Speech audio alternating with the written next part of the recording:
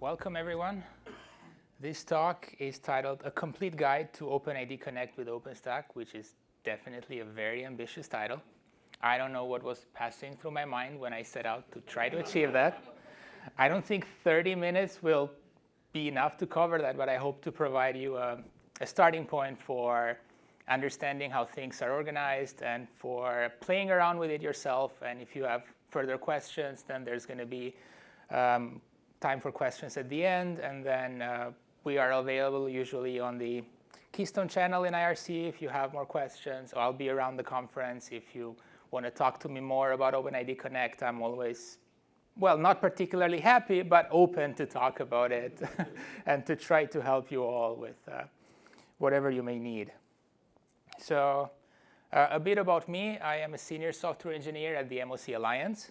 This is a collaboration between the major universities in the Boston area. So think Harvard, MIT, Boston University. The last one is also my employer. We've been running OpenStack with OpenID Connect in some form or another since 2017. We usually use Keycloak as the IDP provider for that, and through that, we allow users of our cloud to log in to our OpenStack cloud with their institutional logins. So their Harvard email address, their MIT email address, their BU email address accounts work for authenticating into our clouds. I'm also a co-reviewer on Keystone, and I was the Keystone PTL for 2 cycles, the Wallaby and the Victoria cycle. I'm also the chair of the OpenStack Technical Committee. So some very short definitions just to provide a foundation for understanding the rest of this talk. Authentication is the act of verifying a user's identity. Authorization is the act of granting access to specific resources. A token is usually a string that carries the user's authorization. This can be opaque, or it can be structured, it can be signed, encrypted. And finally, an identity, which represents a user. It's a machine or a human. That doesn't particularly matter. So what is identity federation? Identity federation is the ability to share identity information across multiple identity management systems. This can be within the same department. It can be even across organizational boundaries. The fundamental use case for identity federation, and probably the one you're most familiar with, is single sign-on. This allows a user to authenticate directly with the identity source rather than having multiple sets of credentials for each of the services that they're trying to access. The most common protocols for identity federation are OpenID Connect and SAML2. I'm sure you're all familiar with screens like this when you try to log into your favorite services, sign in with Google, Facebook, Apple. All of the big techs provide a way for services to use identity federation for users to sign in to their Spotify or their LinkedIn or whatnot with the account that they have with that big tech provider. So I'm sure we're all very familiar with this screen. OpenID Connect is what makes this possible. It provides a standard protocol that is built on top of OAuth 2, which is an authorization framework. OAuth 2 leaves a lot of things undefined and is usually mostly catered towards authorization. It doesn't specify how to represent a user's identity, and a lot of things that are necessary for having all of those different systems talk together in a way that they can understand each other. So OpenID Connect standardizes on an ID token, which is a JSON Web Token. It's in a JSON Web Token format. It contains the identity information of the user, and it standardizes on the format that the identity information of the users is going to be contained in that token. It also provides a user information endpoint, which services can query with the user's token to get this representation of the user if they only have access to the access token, which is what OAuth by itself provides only, rather than the ID token as well. There's also different flows that define the interaction between the entities. So in this case, the most common flow that happens, especially in the screens that we saw before, is the authorization code flow. And the entities that usually take part in this interaction are, so a user, the relying party or the client, which will act on behalf of the user. The user will, through the client, authenticate with the OpenID Connect provider. It may also be referred to as an authorization server. This is the terminology that OAuth2 uses, or as an identity provider, and this is the terminology that Keystone or SAML2 usually use to refer to this identity source. And after the authentication has been completed, the client will receive an access token and an ID token for the user. And the client will verify these tokens either using cryptography or will query the identity server with the token to get more information on the user. And this is how a ID token may look like. All of the claims that are there are standard, so we may see that the email is verified, that my name is there. These are the groups that I'm a part of. The preferred username is my email address, and I have a given name, a family name, and again, an email address. So all of these are standard, and it allows the interoperability between different servers to know what to expect, in which field to expect. And why would you want to integrate your OpenStack with OpenID Connect? Well, the first case is obviously you have an existing identity and access management system, and you want to use the same thing for your OpenStack. You already have users, they already have their account and their credentials, and you just want to integrate into that so that they do not have to create multiple accounts.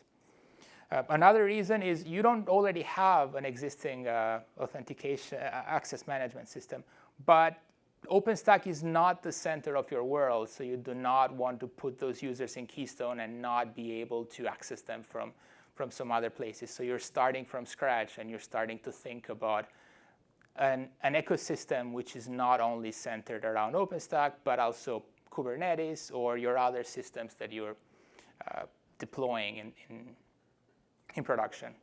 And also, since it's a standard, like, you can use tools that aren't built for OpenStack. We're not the center of the world, and there's so much more out there, and it helps to be better neighbors and implement those features as well, if we can. So if you want to use your existing users and your existing identity and access management system, you want to deploy, or rather, you want to configure Keystone as a client for your OpenID Connect provider. This will allow you to use it with OpenStack. It may be Keycloak, it may be DEX, it may be Azure AD. As long as it's compatible with OpenID Connect, it should work. Users can use their existing accounts and credentials, and these credentials are never going to be seen by Keystone. They're only going to be specified directly into the system itself. So this is how Horizon looks like if you have configured an OpenID Connect provider. So you're going to have a drop-down there that specifies Keystone credentials or whatever you name it. Here I've just named it as OpenID Connect. And once you click Connect, it will redirect you to your identity provider. In this case, for us, we use CI logon to interoperate with the in-common federation. So all of the universities are part of it. So in this case, if you click on the drop-down, you're going to see most of the universities in the US, and you can select your university, in this case, Boston University for me. And once you click there, you are redirected to the login page there, and even two-step, so MFA, and all of those things are going to work if you have configured them. And once you have authenticated, assuming you have access to a project in OpenStack, you're going to be let through, and you're going to finally see the dashboard. So let's go through that flow a bit more in detail. So a user authenticates in the identity provider. So you click on Horizon, you're sent to your identity provider. you access and authenticate there, and then you're sent back. So there are some things that happen here that start with Keystone does not perform OpenID Connect by itself. It relies on Apache and the mode auth OIDC that does this OpenID Connect flow and magic for us. And then once that happens, the user is there are going to be some claims available for Keystone to figure out what to do with them. So the information that is in the token is going to be passed on to Keystone. What Keystone then does is it locates or creates the correct user and updates the information of that user based on the received claims. And after that is done, it will redirect the user to Horizon with an OpenStack token, which is important here. It is still separate from the access token or the ID token that the user is going to receive from their identity provider, Keystone, and OpenStack still is its own world with regards to tokens. So all of the above is done through mappings. And the terminology that's important here is you have a mapping, you have an identity provider, and you have a federation protocol which ties the two together in Keystone. And for OpenID Connect, the protocol is either OpenID or mapped. This is what Keystone uses for specifying the authentication plugin for those two things. So you're going to start by creating an identity provider. This is the one that we're using. It's you have to provide a remote ID and a default and a domain for the location of users where they're going to be created by default once they authenticate. This is just a default for if you haven't specified something else in the mappings. Otherwise, that will take precedence. So then you create the mappings. I will go into more details in the mappings in the moving forward. And you finally create the federation protocol. All of these things are available through the CLI. You can query, you can list them, you can update them, you can delete them, and there's plenty of documentation about these specific things. And finally, you're going to add OpenID to Keystone Conf auth methods because that's the federation protocol that we specified. So we need to add that to the authentication methods. We talked a lot about, well, we mentioned a lot mappings in the previous slides. What mappings are, they essentially map remote claims into local attributes of the user. So in this case, you're going to have, for example, here's the mappings that we're using in the New England Research Cloud.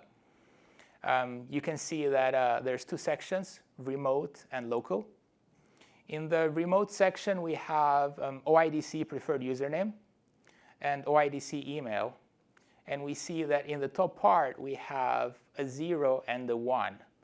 And I have color-coded them to make it easier to understand which goes where. But this is what a mapping is. It maps remote claims into the attributes of the user. So in this case, once I have logged in, it will create a user for me. And if I query the information for that user, what I'm going to see is that there's a federated section there that mentions that my IDP is Keycloak. These are the protocols that I have used to authenticate, namely OpenID, and that's the unique ID that was passed as the OIDC preferred username. So whatever you specify as the name in the mappings is going to become the username of the user and the unique ID that the user is going to be defined by. There's a lot more that you can do with the mappings. You can specify conditions. These conditions can be either conditions to filter users based on the value of the claim, so any one off, not any off. In case a user fails this condition, they're not going to be allowed to authenticate. You also have conditions to filter the values in the claims themselves. So if you only want to map some of the groups that are in the identity provider to groups in Keystone, you're going to be providing either a blacklist or a whitelist to only filter out those values as necessary. And regex is also supported, so good luck with that. So here's one more example. In this case, we're also using groups. So you can see that now we have in the local section a groups field. There's also a domain there which specified in which domain to look for the groups, in this case in the default domain. And we are only whitelisting the developers and ops teams groups. So if a user comes in and they have developers, ops teams, but also, I don't know, client, then the whitelist is only going to let developers and ops teams into the groups matching there. It's not going to prevent the user from authenticating. It's just going to filter out the value that is extraneous and not part of the whitelist. So here's an example of regex, but also of the any one of condition. So in this case, we're only allowing users that, well, that should have been email rather than groups. It makes more sense. But so if I edit that out, instead of IDC groups, it's emails, then it's only going to allow people that have the yeah.com email address. And it's going to filter out the projects that have project dot as the beginning. So this is very powerful, and you can do a lot of things with this. Be careful. It's also worth mentioning a bit what a Keystone user is, because we saw in the previous slide that when I queried my user in Keystone, there was a field there that said federated, and then there was a list inside of it, and then another list. So a Keystone user is composed of multiple components, essentially. And a Keystone user can have multiple federated users. And all of these federated users are exposed through the API. So you can query users based on their unique ID, based on their identity provider, based on the protocol. But you can also delete those federated user components of a user, or enhance a user to also include federated user attributes. This essentially allows you to pre-create a federated user. This was a limitation of Keystone in a few years ago, where a user would only be created if they had already authenticated. So on their first authentication, Keystone would create a user for them. But otherwise, it wouldn't allow you any way to create a user before. But now you can. This is not in the Keystone client yet, so I had to do a payload in JSON. Hopefully, we're going to get it in the Keystone client soon. But this is what we are using to create users in our cloud. So we have a centralized access management system that creates the user and assigns the role on that user. And then when they log in, it's a significantly better user experience than the first failed authentication and then getting the users to have access to something. So obviously, you can also update and delete the federated pieces. So that was a good segue into authorization. So this only really talks about authentication. There are multiple ways that you can assign roles on a user that is coming from OpenID Connect. Obviously, as I just mentioned, these are users that you can query, update, delete. So you can also assign roles on them, put them in groups. Everything that you can do with a normal user, you can also do with a federated user. Another option is to carry groups through the mappings. I will talk a bit about more in the next slide. And the final option is project auto-provisioning. So when you assign group membership through mappings, we saw an example where we had OIDC groups and we had the ops and developers team. By default, these group assignments are only really valid for the duration of the token. So they're not going to be persisted in the database. Therefore, you're not going to be able to create trusts or create application credentials for them, as they're not going to be persisted and they're not going to be available to be acted at a later date for the user. There is a possibility to persist these group memberships for a limited set of time. So you can either set the default authorization TTL value on the keystone.com file, or per identity provider, there is an authorization TTL field in the IDP entity that I described before. So what this does is once a user authenticates, if they carry the developers group and they're matched to a developers group in Keystone, they will be members of that developers group for the value that you put here in seconds. And when they re-authenticate and they have that group again, that will be extended again for that amount of time. So this allows you to assign, to create application credentials, to create trusts, things that are necessary for actually being useful, because otherwise you would only be able to access things through Horizon. Another option is project auto-provisioning. So you can specify a project field in the local value of the mappings. One big caveat of this is that role membership is not going to be kept up to date. So if a user is granted a project and then they re-authenticate and the mapping would map them to a different one, it's not going to remove them from the previous project. So these are useful for simple things like giving someone their personal project. For example, in this case, we have a project section where we define a project with the name project40, and the 0 in this case would be mapped to IDC preferred username. So you would, when the user authenticates, if the username is K Nikolla, which is my username, they will also be created a project called project for K Nikolla, and they will be assigned the roles, the role member as specified there. Again, if something changes, that role will be persisted. It's not a role that will be carried only for the duration of the authentication or for a limited set of time. It's actually persisted there, so keep that in mind when you're using this feature. You are also probably going to have to access things through the API rather than through Horizon. Single sign-on is very catered towards web SSO flows, so redirects and all of those nice things work on the browser, but it's hard to do through the API. For example, in our cloud, like I have to be redirected to CI logon, and from that I have to be redirected to BU. It's impossible to really do this in a meaningful way without the browser. So there are several ways that you can deal with that. The first one is application credentials. I hope you're all familiar with that.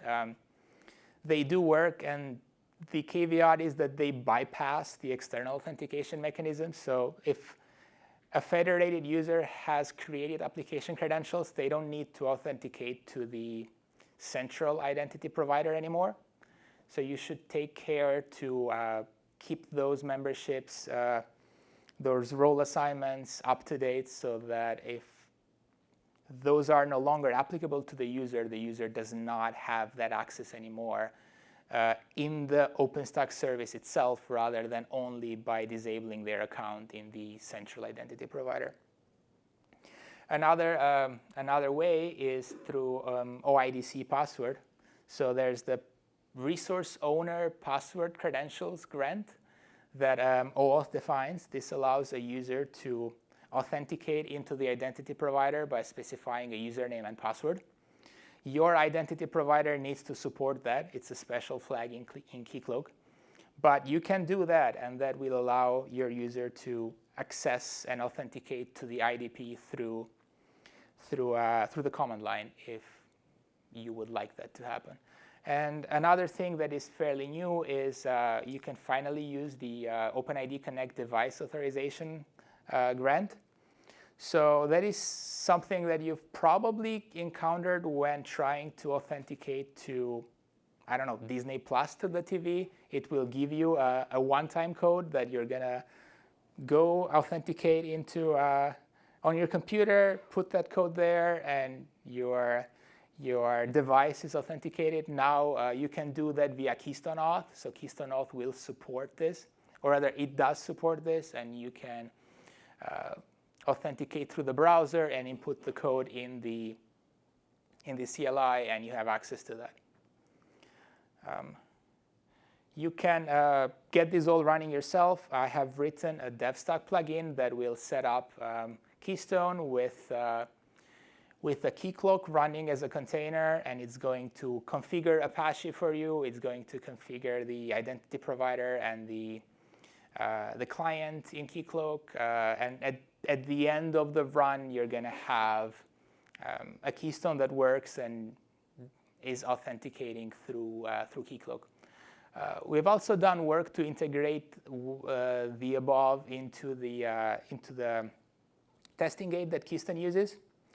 So you can also do this through DevStack rather than through a special, or rather through the Keystone DevStack plugin rather than through a separate plugin, which is in my repo, and you probably don't trust me enough to run that.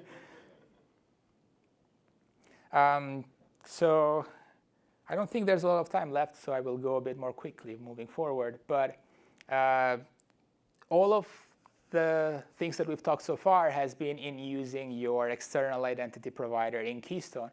But there has been some work in making Keystone work as an OpenID Connect or OAuth server.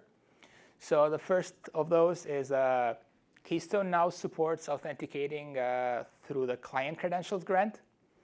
So you're going to be able to have an application that is configured to, or rather written to use OpenID Connect, be able to talk to Keystone and get a token.